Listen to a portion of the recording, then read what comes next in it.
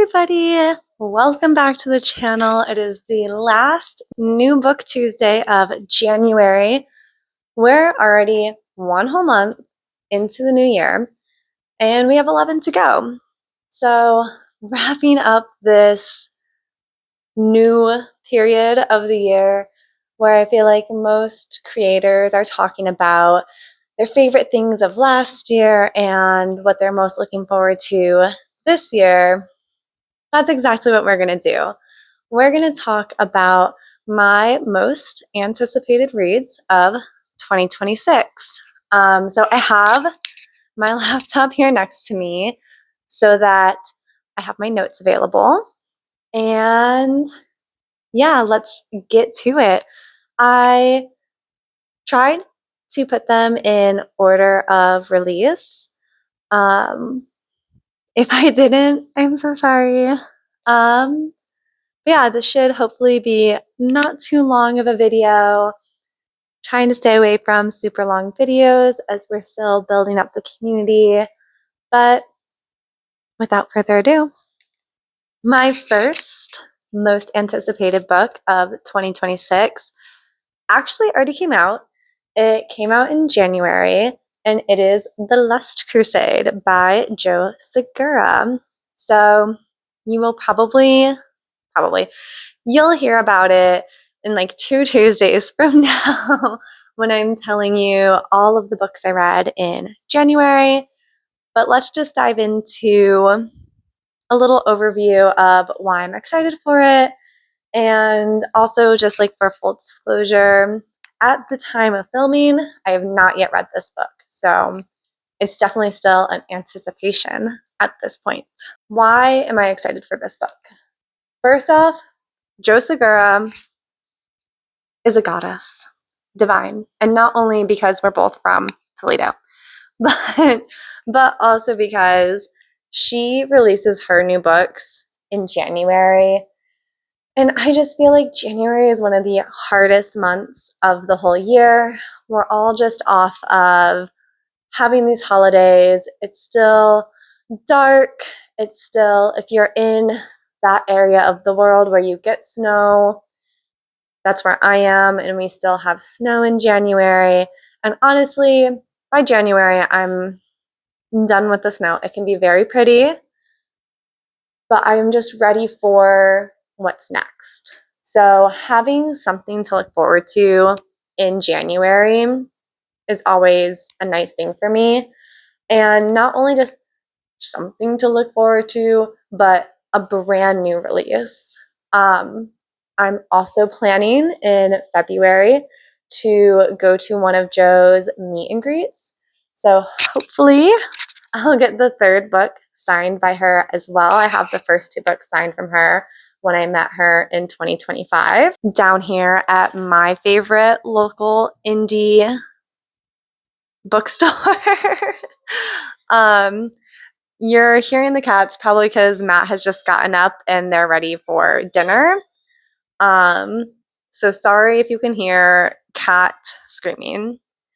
But Joe always gives us spicy archaeology. Joe always gives us spicy archaeology romances. This one, The Lust Crusade, looks like it's gonna have new characters from what we've seen before. I wouldn't be surprised if there are cameos. But if I remember correctly, we're not, even my notes, looks like we're not having people that we've met in previous books. It does look like we're gonna get some fake dating or fake engagement. So fresh off of December, like most of my romances were the fake dating trope. Hopefully I'm not burned out by that, but very much looking forward to this. Joe Segura is released on the 13th of January, I believe, and my next anticipated release doesn't happen until May, and it happens the 5th of May, 2026. So I think this might be like a little birthday present to myself, and it is Roles and Rivalry by Christy Boyce. Now, this is Christy Boyce's, I think, 6th novel overall, but it's her 3rd in the gaming and romance series. Now, this is a romance, but it's a YA romance, so it's closed doors. We don't have anything spicy, but that doesn't mean that you shouldn't read it. It is so adorable. I haven't read it yet, but I know it's adorable because her first 2 books in this series were so adorable. Now, these books are basically standalones with just the interconnected theme of Dungeons and Dragons and being in high school and figuring that out. So you could wait until May to read this one and just read this one or read it first. But why would you wait? There are 2 books already published that I absolutely loved reading last year, and you should go give them a try. Even if you yourself aren't a gamer, I think these are so wholesome and fun. I'm going to shout out my friend Emmeline, who lives in New Zealand. Hey girl, I hope you've read the first 2 books. I really think that you would absolutely love them. So let me know what you think. Looking forward to hearing from you on them. And maybe we can read this 3rd one together. So a brief overview of book 3. We have our female main character, Hazel, which, aside, I love a female main character named Hazel. Harking back to the Percy Jackson series, love a strong character named Hazel. Our girl Hazel has a crush and I think possibly starts dating our male main character, Max. And she has to stand up for herself and prove not only is her love with Max true and real and all of that, but also that she makes a great DM. So very excited for this story and happy future birthday to me when I get to read this book. That's in May. The next book is not as long as a wait. We have another YA romance. This summer is just giving adorable YA romances. And that is Ancient History Between Us by Caitlin Hill. Another YA romance author that I discovered in 2025 during my absolutely bonkers year of reading and how much I read. I actually discovered Caitlin Hill whilst at a Joe Segura meet and greet. And just another reason to be thankful to Joe for introducing me to this phenomenal author. This is Caitlin Hill's 4th book. And wait, pause, rewind. Ancient History Between Us comes out on the 23rd of June. So again, like I said, summer book. And this is her 4th book. I read her first 3, and they're all, like Christy Boyce's, they're all standalone YA romances with like a similar theme. Christy's is more of a theme, in my opinion. Caitlin Hill, her 4th book is surprisingly also with the Joe Segura vibes, based on archaeology, and it looks like we're going to get maybe a second chance romance and possibly fake dating or possibly enemies to lovers. Not 100% sure yet, but Caitlin has not let me down, so I know she won't with this one either. Our next anticipated read, we have to wait until September. Now, I don't know yet which Tuesday in September this book is going to be released, but Sarah Hawley has announced that it will be in September. And this is the 3rd and final book in the Shards of Magic trilogy, and it is called Warrior of the Shards. Now, a little behind the scenes into my craziness. I have been guessing quietly with myself. It has just been a me in my own little world box, which I was trying to create with my hands, trying to guess what the title of this book would be, because the first one was Servant of Earth, and she was a servant in House Earth. the second one was spoiler warning. This is your spoiler warning if you don't want any spoilers. Was Princess of Blood, where our main character is the Princess of Bloodhouse. And I was trying to think, I was like, what could the third book be?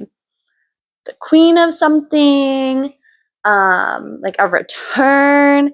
And when she dropped Warrior of the Shards, I was sad. I was like, okay, Sarah, I'm here for this. Warrior, yes, let's go. Also, if you've listened to this channel before, if this is not your first video ever, you may have heard that I fell in love with Sarah and her books through her first trilogy, the Glimmer Falls universe. And that was a much kind of more like lighthearted rom-com-y trilogy. This is definitely dark romantasy. And one of my friends sent me a reel recently that is like, romantasy is having its moment. And is it because it's spicy and there's dragons? Like, maybe. But also, what's another theme is like women being empowered and like getting things done. Like, you've wronged me, but I am powerful myself and I can stand up for myself and I'm going to get justice and vengeance. And yeah, that's what this trilogy is. It is dark. It's darker than I normally like to read, but I am such a Sarah Hawley stan. Let's go. She's talked about how she is going, I think, back into rom-com for her next book. But I would imagine that's coming out next year, so that'll just have to be on next year's anticipated reads. I literally cannot wait. I mean, I can wait because I'm forced to wait, but whereas Glimmer Falls in her first trilogy was like so lighthearted and easygoing and cutesy, the Shards of Magic series, she is like now in my mind like the queen of twists. And she like sets them up so like she does foreshadowing well, and like you're reading and you are like, okay, I see the foreshadowing. I know something's coming. And then the twist is in such a way that you didn't guess it, or you didn't guess it entirely right. Or specifically, I feel like what's been getting me is in both the first and the second book, I'm like, okay, I think I see where this is going. I think this is how the book is going to end, and this is how the next book will then pick up. And she's like, you fool, Mackenzie. No, we're going to go ahead and just what you think it's ending on, not the end. Not the end. What you think the next book is going to start on, that's the end. Happy cliffhanger. Princess of Blood cliffhanger. My jaw was on the floor. I had to scoop it back up and like pop it back into place and then cry because of the cliffhanger, and also because at that point I didn't know what month this was going to be released in. I thought I was going to have to wait till October, and I realize I'm talking really fast because I'm so excited. So excited. But we get it in September. Thank you, Sarah. I appreciate not having to wait until October. And yeah, I would almost recommend, unlike Christy Boyce, where I'm like, babies, go read the first 2 books. I think I would recommend waiting until the release of this book. And like, if you're a Libby user, or if you're using it on a platform where you're just borrowing a book, get in line now so that you're the first one in line when the book releases. And I would just do all of them back to back to back and live in the world, because that's what I like to do. However, like I said, this one is kind of dark, so if you don't want to live in darkness for a little bit, maybe space it out. But this is the finale, and I can't wait. Okay, we have 2 books left on my most anticipated books of the year. And another favorite author, Alexandra Bracken. You have my whole heart. Your place of honor on my bookshelf. The novel that she is releasing this year is a labor of love for her. I believe that's how she's described it. That's how I'm anticipating it. I fear the room has gotten very dark while I've been recording this. I hope the video is good. I'm sorry if you can't see me. But continuing on with Alexandra Bracken, this is her adult debut. She has been YA in the past, but this is her adult debut. She worked on it all of last year. She had to start from scratch and rewrite this book. And we have a release date. It is going to be released the 18th of August all around the world, and it's called Immortal Rose. Now, I'm so excited. I'm so excited for all these books. They're my most anticipated books. Why am I so excited for this one? Because beyond the fact that it's her first adult debut, there is, I think, a little bit of spice. It is a period romance, and it is a romantasy. The setting is, I believe, Regency era in a world similar but not quite the same as our own. And our female main character, her bloodline has a power over fragrance and smell.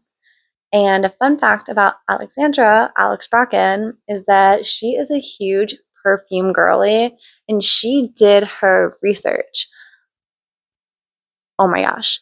Literally, go follow Alex Bracken. She is so insightful and such a just wholesome human. And just like watch some of her old TikToks or old videos on Instagram talking about her writing process. It just gives me an even deeper appreciation for when we get these books. So our female main character has this power over fragrance. She is called in because there has been a hit put out on the royal family, and she is going to use her powers to solve the mystery. So that's about all I know. That's all I have in my notes. And we do know that it's going to be a duology, and she is already working on book 2. I'm guessing that'll be released in 2027, hopefully. But yeah, we get that towards the end of this year. And now we're at my last most anticipated book of this year, and that is kind of like a general Ali Hazelwood. I did her Kickstarter campaign, so in 2026, I'll receive her novella first. And I didn't really know what date to put with this because technically it is already out on digital and audiobook, but I'm waiting for the physical copy to read. And yeah, that's just that. I'm just waiting for the physical copy to arrive. I know somewhere I have an email of when they're expecting shipment to happen, but for the life of me, I can't remember and I couldn't find it. I'm also just trained at this point to expect more than one thing from Ali Hazelwood in a year, whether that's multiple novellas or a book in a novella or a book in a short story. She just has me trained. Now, has she announced a book for 2026? No, she has not. And the woman deserves a break. She has released so many books in such a short amount of time, and she still has her full-time job as a freaking neuroscientist. When does she sleep? I don't know. But if she does happen to have a book in 2026, I am anticipating it and I am excited for it. And that's it. I hope this video has not gotten too dark. I'm really sorry if it has. At some point, my outdoor lights flashed on, so that's how I know it's really getting late. And I hope you've had a good time, and maybe you can add some of these books to your TBR for this year. Next week, we're going to be talking about buddy reads and if they're worth it. So please come back and check that out. As you know, if you watched my channel update video, I have some goals for the channel, and one of them is just like really creating an interactive community. So I would really super duper appreciate it if you could drop a comment on what your most anticipated book or books are this year. And if you don't, that's totally fine too. But just so you know, every time you even view a video, I am so thankful and happy. And when you comment, like, my heart speeds up and I almost cry. It's fine. It's embarrassing. But if you want to make me cry in a good way, please drop your most anticipated books of 2026. Maybe I can put those on my TBR as well. And until next month, until February, see ya. Bye. StoryGraph has hands down been my favorite. I think it has the best features. You can send emojis or reactions to the comments. So many different women reading this book in a plethora of formats.